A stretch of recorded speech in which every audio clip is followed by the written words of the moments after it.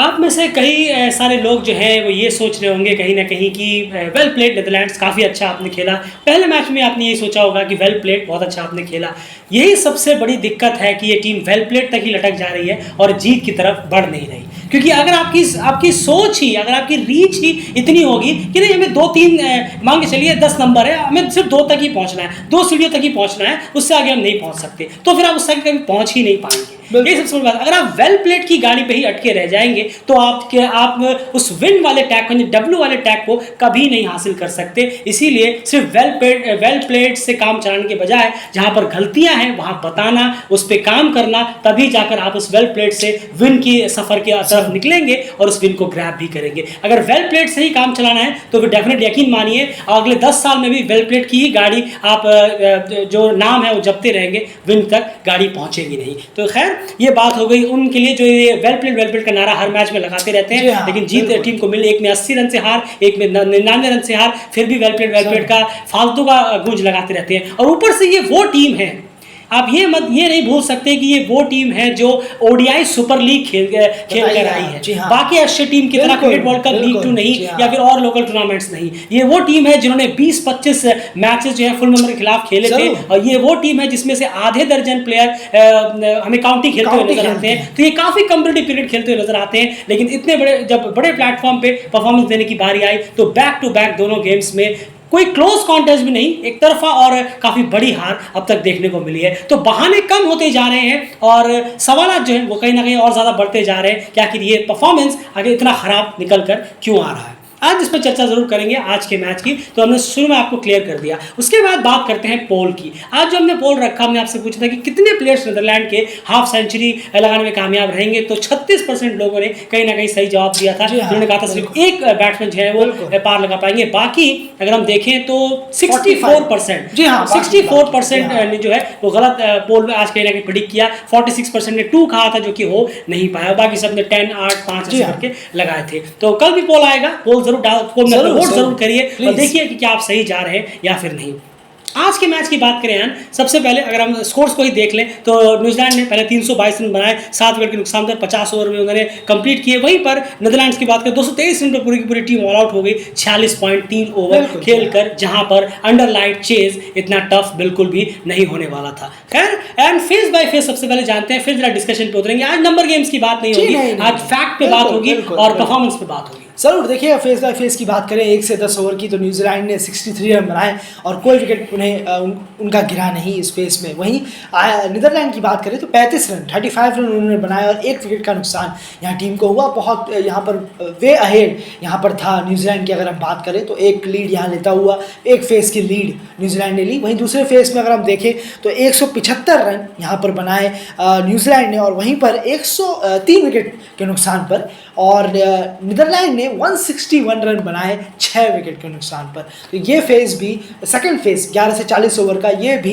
New Zealand लेकर गया बहुत अच्छी तरीके से अपने फेवर में। वहीं तीसरे फेस में 84 पे 4 ये न्यूजीलैंड का हाल था 41 से 50 ओवर डेथ फेस में। वहीं पर नीदरलैंड 27 रन बनाए और 1 विकेट जो उनका बचा था उसमें वो ऑल आउट हो गए। तो ये फेस भी न्यूजीलैंड को ही जाएगा और क्लीन स्वीप किया है न्यूजीलैंड ने आज नीदरलैंड का तीनों फेसों में। बिल्कुल, तो यही सबसे बड़ी दशा है। फेस बाय फेस में आपके सामने इसीलिए प्रेजेंट करते हैं ताकि आप ये समझ पाएं कि आखिर किस फेस में टीम ने कितना बेहतर किया होगा। लेकिन तीनों ही फेस में न्यूजीलैंड ने जीता है, तो यानी 3 जो यानी डोमिनेट उन्होंने न्यूजीलैंड ने यहाँ पर चीज़ें की है। एक आध कुछ जगहों पर नीदरलैंड ने वहाँ पर अच्छा परफॉर्मेंस जरूर दिखाया, लेकिन उसके अलावा पूरी तरह से जो टीम का परफॉर्मेंस रहा वो फ्लैट रहा। डॉट बॉल्स की बात करें तो मेरे ख्याल से 148 करीब डॉट बॉल्स न्यूजीलैंड की रही और 154 करीब डॉट बॉल्स नीदरलैंड की रही, जबकि नीदरलैंड ने 50 ओवर पूरे किए भी नहीं थे। शायद 50 ओवर होते होते ये डॉट बॉल्स 165 तक हमें देखने को मिल सकते थे। तो डॉट बॉल्स भी काफ़ी ज़्यादा यहाँ पर खेली गई हैं। उसके बाद बात करें यहाँ पर सबसे पहले अगर हम बात करें न्यूजीलैंड के बैट्समैन की, तो कॉन्ट्रीब्यूशंस किन किन की तरफ से आज निकल कर आए। फिर चलेंगे सीधे नीदरलैंड्स की बॉलिंग पे, वहाँ बात करने के लिए काफ़ी कुछ है। नहीं ज़रूर। देखिए, अगर हम बात करें डेवॉन कॉनवे ने एक अच्छी इनिंग शुरुआती मिली उन्हें, लेकिन बड़े इनिंग को नहीं तब्दील कर पाए। 32 रन उन्होंने बनाए, विल यंग ने 70 रन किए, राचिन रविंद्रा ने एक बहुत अच्छी हाफ सेंचुरी बनाई। फिर से दोबारा वो एक अच्छा टूर्नामेंट उनके लिए रन जा रहा है, ये बहुत अच्छा। वहीं पर उसके बाद डैरिल मिचेल भी आया, उन्होंने भी ये बोर्ड पे रन टांग दिए। उसके बाद यहाँ पर टॉम लैथम ने एक अच्छी हाफ सेंचुरी लगाई, और उसके बाद नीचे आकर मिचेल सैंटनर ने 36 रन की जो पारी खेली, बहुत बहुत बेहतरीन तेज तरार इनिंग थी। 17 बॉलों में नॉट आउट गए वो भी। तो ओवरऑल न्यूजीलैंड के बैट्समैन के लिए बहुत अच्छी आउटिंग रही है। अगर हम देखें कि सबने मिलकर यहाँ पर टॉप 5 ने स्कोर किया है, बिल्कुल, और टीम को 322 का स्कोर लगाया। तो ये एक इवेंट के लिए बहुत स्ट्रांग है कि सबने मिलकर परफॉर्म किया है। अगर सब मिलकर 230 235 पे लटक जाते तो बहुत एक अपसेट होता न्यूजीलैंड के लिए, लेकिन टीम ने एक बहुत रेस्पेक्टिव टोटल लगाया और बेहतरीन बल्लेबाजी की है सबने मिलकर, और टीम एक 322 रन तक पहुंच चुकी है। बिल्कुल। ग्लेन फिलिप्स और मार्क चैपमैन जो है वो कहीं ना कहीं जल्दी आउट हो गए, एक 4 रन पर, एक 5 रन पे, वरना ये स्कोर 350 भी हमें देखने को मिल सकता अगर ग्लेन फिलिप कुछ देर और यहाँ पर रुक जाते। तो ये पूरा हाल रहा बैटिंग कार्ड का। एंड बॉलिंग की यहाँ बात की जाए अगर, तो नीदरलैंड्स की बॉलिंग को आप किस तरह से देख रहे हैं? एक वक्त पर बहुत ही ज़्यादा कहीं ना कहीं न्यूजीलैंड के बैट्समैन डोमिनेट करते, मेरे ख्याल से 170-75 पे 2 विकेट था एक वक्त पे न्यूजीलैंड। उसके बाद नीदरलैंड ने जो मिड फेस में वापसी की है उसे आप किस तरह से देख रहे हैं? 175 पे 2 तक जो बॉलिंग की हालत थी वो खस्ता थी, उस फेस को आप किस तरह से देख रहे हैं थ्रू आउट द बॉलिंग? और फिर लास्ट में 3 ओवरों में 50 रन नीदरलैंड के बॉलर्स ने खाए, उस फेस को आप कैसे देख रहे हैं? 3 अलग अलग फेस रहे हैं इस बॉलिंग में। नहीं ज़रूर, देखिए अपने आप में बहुत ज़्यादा इम्प्रूव्ड बॉलिंग तो नज़र नहीं आई है हमें। एक मीडियोकर, एक बिलो एवरेज बॉलिंग जो है नीदरलैंड की, वो पिछले मैच में भी हमें नज़र आई, इस मैच में भी हमें नज़र आई। टीम अच्छे खासे स्ट्रगल कर रही थी पाकिस्तान की टीम, वहाँ से 286 पहुँच गई वो टीम। यहाँ पर भी जब आपने बीच में एक बेहतरीन, यहाँ तो शुरुआत से ही विकेट जो गिरे हैं, ज़रूर गिरे हैं, मैं ज़रूर यहाँ डेलीकेटेड क्रेडिट देगा, आपने विकेट्स गिराए हैं, लेकिन पार्टनरशिप भी हुई है, बहुत देर में गिरे हैं। पहले विकेट के लिए 60 अबव की पार्टनरशिप हुई, दूसरे के लिए 50 रन की अबव की पार्टनरशिप हुई, फिर तीसरे विकेट के लिए 41 रन की पार्टनरशिप हुई। तो यहाँ पर पार्टनरशिप्स हो रही थी। चौथे विकेट के लिए फिर से पार्टनरशिप हुई, उसके बाद 5वां 6वां 7वां, थोड़ा 5वां 6वां जल्दी गिरा, और 7वें विकेट के लिए फिर से थोड़ी देर में 30 या 35 ऑड रन की पार्टनरशिप वहाँ पर भी हुई है। तो दिक्कत ज़रूर है, पार्टनरशिप्स बनी है, आप विकेट्स को ज़रूर देखेंगे, लेकिन पार्टनरशिप भी है जिसमें ज़्यादा डेंट हुआ नहीं है। ज़रूर थोड़ा सा स्कोर कम कर दिया नीदरलैंड्स के बॉलर्स ने, लेकिन बॉलिंग इतनी ज़्यादा बेटर नहीं हुई है। 322 रन आपके लिए बहुत ज़्यादा हो जाते हैं, आपके बल्लेबाजों के लिए बहुत ज़्यादा हो जाते हैं। शायद 260 250 के अराउंड अगर आप रखते तो बहुत बेहतर होता, लेकिन उसके लिए हमें क्या चाहिए था? बेहतर लाइन लेंथ, बेहतर एक अंडरस्टैंडिंग हो बॉलर्स को कि हम किस लेंथ पर डालें।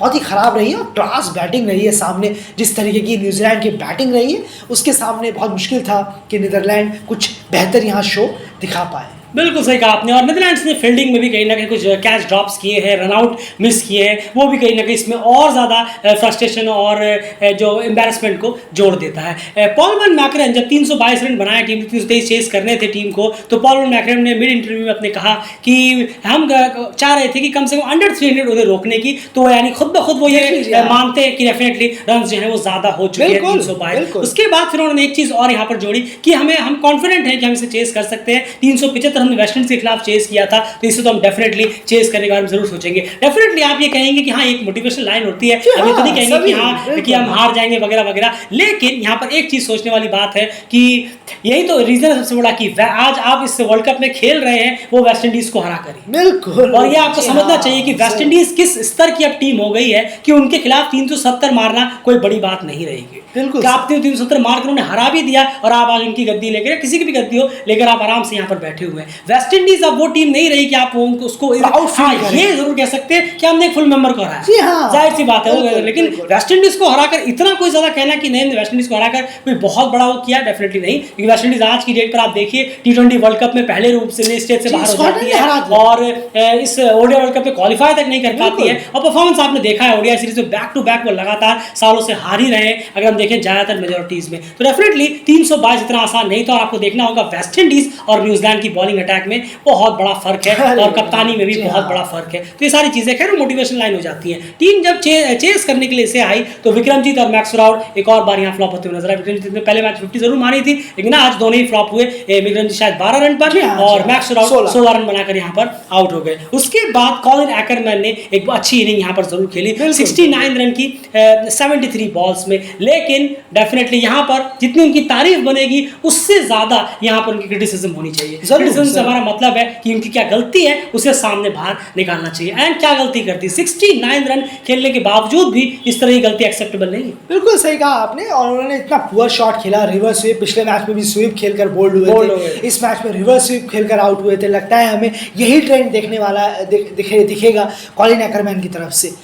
आप देख रहे हैं सर्कल में प्लेयर गलती सुधार नहीं रहे हैं। बिल्कुल सही कहा आपने, सर्कल में प्लेयर है, स्लिप ऑन है, आप फिर भी वहां पर मार रहे हैं, तो ये बड़ा अजीब लगता है। आपने 69 रन की इनिंग को आपने पूरी तरीके से वेस्ट करके रख दिया। कोई कुछ लेना देना नहीं है 69 रन के लिए यहाँ से। अगर टीम का आउटकम ही नहीं निकल पा रहा है तो 69 क्या 169 मार के भी कोई फायदा नहीं, या टीम डीप तक तो जाती कम से कम। बस बिल्कुल सही है। देखिए कितने बड़े अंतर से हारे हैं आप, देखिए कहाँ रहे टीम। बिल्कुल सही कहा, और तो कोई फायदा नहीं है 69 रन को। और वो टीम के बयान कुछ और हैं, और जब प्रैक्टिकल करने के लिए आती है टीम बिल्कुल डिफरेंट नजर आ रही है। नॉर्थ और साउथ का यहाँ पर एक फासला हो जा रहा है। टीम की बातें कुछ और हैं, और लेकिन शॉट खेलने का तरीका और दिखाने का तरीका, इंटेंट दिखाने का तरीका कुछ और है प्लेयर्स की। अगर हम बात करें बिल्कुल पिछले मैच के स्टार प्लेयर वेस्ट डिलीट की बात करें, सिर्फ 18 रन बनाकर वो आउट हो गए। जबरदस्त कैच थी वो बोल्ड की, ऐसा नहीं कि पहली बार उन्होंने किया है, कई बार उन्हें हम देख रखे हैं। तेजाब रामन की बात करें, रन आउट हो गए 21 रन पर। अनफॉर्चुनेटली जो कॉलिंग एरर है वो बहुत बड़ा फैक्टर रहा है यहाँ पर। उसके बाद स्कॉट एडवर्ड्स 30 रन बनाकर वो भी आउट हो गए। बिल्कुल रेप्लिका रहा, आपको याद होगा अफगानिस्तान का जो रहमत शाह का विकेट लिया था साकिब अल हसन ने इसी वर्ल्ड कप में, बिल्कुल वैसे ही गया। बहुत हल्की फ्लाइट उन्होंने रखी थी, बहुत बाहर की तरफ रखी थी, और उन्होंने बहुत ज्यादा ऑप्शन के बाहर की बॉल स्वीप करने की कोशिश की, जो कि बिल्कुल नहीं था। कि बॉल इतनी फ्लाइट होकर घूम कर आ रही थी, वो बॉल खड़ी होनी ही होनी थी, से बहुत बड़ी चूक हुई है। उसके बाद जो डेब्यूटेंट थे साइब ब्रांड, 29 रन उन्होंने बनाए 34 गेंदों में। इसके यहाँ पर रिलेटेड जरूर तारीफ करना चाहेगा, उनकी बॉडी लैंग्वेज काफी बेहतर है। बिल्कुल देखकर लग नहीं रहा था वो डेब्यू यहाँ पर कर रहे हैं। वो ऑलरेडी साउथ अफ्रीका के लिए काउंटी वगैरह फर्स्ट क्लास वगैरह खेल चुके हैं काफी ज्यादा, लेकिन फिर भी उनको देखकर बिल्कुल महसूस नहीं हो रहा था कि ये डेब्यू मैच खेल रहे हैं। काफी कॉन्फिडेंट और इंटेंट उनका काफी अच्छा था, तो उनको हम जरूर तारीफ करना चाहेंगे। 29 रन, नजर आएगी अगले मैच में ये कैसी परफॉर्मेंस देते हैं। उसके बाद तो खैर बॉलर्स की गाड़ी यहाँ पर आ गई। तो ओवरऑल नीदरलैंड्स का एक और बैट्समैन का फ्लॉप शो यहाँ पर नजर आया। एक चीज डेलिब्रेट हैकर यहाँ पर स्टेटमेंट क्लियर करेगा कि नीदरलैंड्स की परफॉर्मेंस जो है, नीदरलैंड के जो कोच हैं उन्होंने कहा था कि हम नहीं चाहते कि हमें एशर्ट्स की तरह देखा जाए, या हमें हमारे एशर्ट्स की तरह परफॉर्मेंस नहीं करनी, हमें उनसे बढ़कर परफॉर्मेंस देनी है कि जैसे हम फुल मेंबर्स के सामने फुल मेंबर्स की तरह डटे हुए हैं। लेकिन यकीन मानिए अब तक जो नीदरलैंड ने इस वर्ल्ड कप में परफॉर्मेंस दी है, ऐसा बिल्कुल भी नहीं लग रहा कि बाकी कोई एशिया टीम ये कर नहीं पाती। बताइए आप, इसमें कोई बड़ी बात नहीं है। अभी नेपाल ने वेस्टइंडीज के खिलाफ 250 प्लस किया, इंडिया के खिलाफ उन्होंने एशिया कप में 231 करीब पहुंच गए थे। तो ऐसा नीदरलैंड ने कोई परफॉर्मेंस अभी तक नहीं दिया है जिसको देखकर लगे कि नहीं ये सिर्फ नीदरलैंड ही कर सकता था, बाकी कोई एशिया टीम नहीं कर सकती थी। स्कॉटलैंड, ओमान और नेपाल, यूएई, ये लोग भी आपकी तरफ परफॉर्मेंस दे सकते थे। 210 215 पे ये भी ऑल आउट हो जाते और सामने वाले टीम के सामने 300 खा लेते, या फिर 280 290 300 करीब खा लेते, तो ये तो वो भी कर सकते थे। तो ऐसा कुछ आपने एक्स्ट्राऑर्डिनरी नहीं किया है, जो जबकि आप ओडीआई सुपर लीग टूर्नामेंट खेल कर रहे हैं, जबकि आपके आया दर्जन प्लेयर काउंटी खेल कर आते हैं, तो डेफिनेटली एक्सक्यूजेस जो भी सामने देंगे, सच में उन्हें खुद में एक शर्म आनी चाहिए। जो एक्सक्यूज लेकर पहाड़ों एक्सक्यूज लेकर सामने आ जाएंगे कि नहीं वेल प्लेड कर लेकर सामने आ जाएंगे। अरे छोड़िए यार, वेल प्लेड 5वां वर्ल्ड कप खेल रहे हैं, आपके आया दर्जन प्लेयर्स काउंटी में खेल रहे हैं, आप 25-20-25 मैच सुपर लीग का खेल के आ रहे हैं, आप कह रहे हैं कि हमें एशियट की तरह मत ट्रीट करिए, हम फुल मेंबर की तरह हमें खेलना है, एशियट की तरह परफॉर्मेंस नहीं देनी। ये परफॉर्मेंस तो कोई भी एशियन टीम दे सकती है, हर कोई नहीं, ओडीआई स्टेटस वाली टीम्स दे सकती है। एंड मैं सीधे न्यूजीलैंड की बॉलिंग पे बार आपको जानना चाहूंगा, कैसी बॉलिंग रही है उनकी। बिल्कुल देखिए, थोड़ा वर्क करने की ज़रूरत है, खासकर बोल्ड को थोड़ा ध्यान ज़रूर देना होगा। बड़े बॉलर हैं, चैंपियन बॉलर हैं, इसमें कोई दोहराई नहीं है। रिदम अपनी थोड़ी सी विकेट्स निकालने होंगे। अब क्या है, ये आईसीसी इवेंट्स चल रहे हैं, तो यहाँ पर अगर वो विकेटलेस जाकर प्रेशर बनाएंगे, वो भी उनसे नहीं हो रहा है। यहाँ तो आज नीदरलैंड थी, कल को यहाँ ऑस्ट्रेलिया, इंडिया या इंग्लैंड होगी, कोई और बिल्कुल ज़रूर नॉकआउट मैचेस होंगे, तो ये खाली स्पेल्स बहुत ज़्यादा डेंट करेंगे बोल्ड को कहीं ना कहीं। तो बेहतर होगा कि बोल्ड थोड़ा सा और अपने आप को शार्पनिंग करें, अपने विकेट्स लेने की शुरुआत करें। और वहीं मैट हेनरी तो ऑब्वियसली बहुत बेहतरीन है ही, फर्ग्यूसन भी आज उनका ऑफ डे रहा है। ईस्ट सोडी को थोड़ा सा जल्द से जल्द वापसी करने की ज़रूरत है, अपने डगआउट से थोड़ा ग्राउंड में आने की बहुत ज़्यादा ज़रूरत है, केन विलियमसन को भी। और सेटनर एक्स्ट्रा ऑर्डिनरी कर रहे हैं, पिछले मैच में भी उन्होंने बेहतरीन बॉलिंग कराई थी, 36 ऑर्डर रन दिए थे। यहाँ पर भी आज फाइफर लिया है, एक्स्ट्रा ऑर्डिनरी बॉलिंग रही है उनकी, बहुत चालाकी भरी बॉलिंग रही है बहुत ज़्यादा, बिल्कुल। और जो 5 विकेट उन्होंने लिए हैं वो अलग अलग स्पीड के थे, 94, 92, 79, तो बेहतरीन स्पीड को कैलकुलेट करके वो विकेट निकाल रहे हैं। तो न्यूजीलैंड के लिए बहुत अच्छा है। राचिन रविंद्रा भी बहुत एक्सीलेंट परफॉर्मेंस कर रहे हैं। बिल्कुल, तो जब आप कहते हैं कि हमें यहाँ पर एशियट की तरह परफॉर्मेंस नहीं करना, तो फिर उसे मीन भी करिए कि हमें एशियट की तरह परफॉर्मेंस नहीं करना, क्योंकि जो परफॉर्मेंस नीदरलैंड ने अब तक यहाँ पर दिखाई है वो किसी भी तरह से एक्सक्यूजेबल नहीं है, और ऐसा परफॉर्मेंस नहीं है कि कोई और एशियट टीम आपकी तरह इन 2 मैचेस में ये परफॉर्मेंस नहीं दे पाती। डेफिनेटली वहाँ पर नेपाल, यूएई, ओमान और स्कॉटलैंड, इन चारों पर हम दाव लगा सकते हैं कि ये चारों भी अगर आपकी जगह होते तो 200, 200, 10, 15 तो वो भी मार लेते और 300, 300 रन आपकी तरह वो भी खा लेते। तो इतनी कोई अलग परफॉर्मेंस आपकी देखने को मिली नहीं है। तो कथनी और करनी में फर्क ना हो, ये बैलेंस करना कैप्टन और कोच और उसका काम है। और जो ढकते हैं उन्हें कहीं ना कहीं अपने आप में थोड़ी सी शर्म इस बात की आनी जरूर चाहिए। फिलहाल इस वीडियो में इतना ही। बंद रहिए चैनल के साथ, देखेंगे तीसरे मैच में हमें कुछ इंप्रूवमेंट देखने को मिलता है कि नहीं। मैच 1 से मैच 2 में इंप्रूवमेंट कम और ज्यादा नीचे डाउनवर्ड में देखने को मिला। Bye guys.